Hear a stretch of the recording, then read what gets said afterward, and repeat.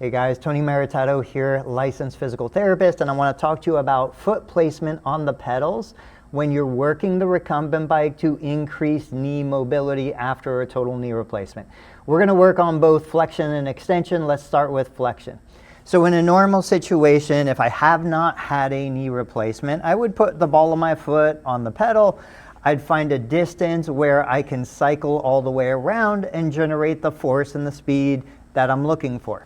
After a knee replacement, I want to focus on range of motion. So if I want more knee flexion, as I'm coming back underneath or I'm coming back over the top, what I'm trying to do is I'm trying to find that point where it's a little uncomfortable but not painful. As soon as I hit the painful area, my body is going to automatically resist. My brain, my nervous system, everything goes into protection mode. So the best way to do it is on the surgical side. You can sneak that foot further forward on the pedal. That's why if you notice, all of our bikes in the clinic, we removed all of the straps because I want my patient to be able to move their foot relative to the pedal.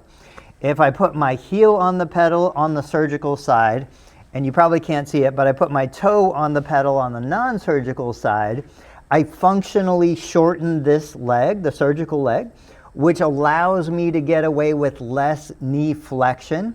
So this is one way that without adjusting the seat constantly back and forth, I can allow my patients to kind of loosen up, warm up, get into that zone of discomfort but not pain. Then usually after a minute to two, they can start to slide that foot back on the pedal. So maybe I go from the heel to the arch, then eventually I go from the arch to the ball of the foot. Now, if I'm looking at working on extension, it's exactly the same.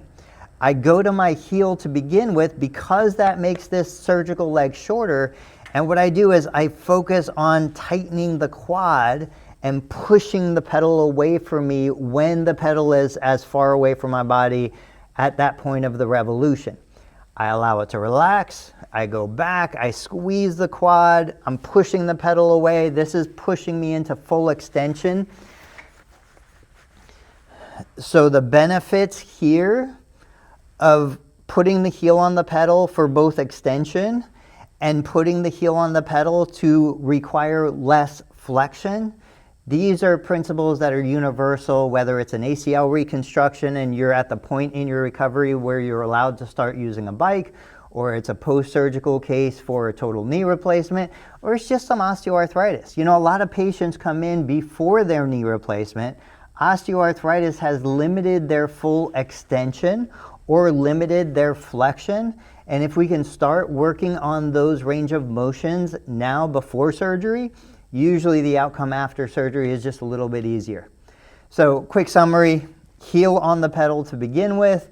You eventually move to the arch. You eventually move to the ball of the foot. It makes it so that I don't have to keep adjusting the seat, and it allows me to control how much flexion, how much extension I need after a total knee replacement. Guys, I'll see you on the next video. Thanks for watching.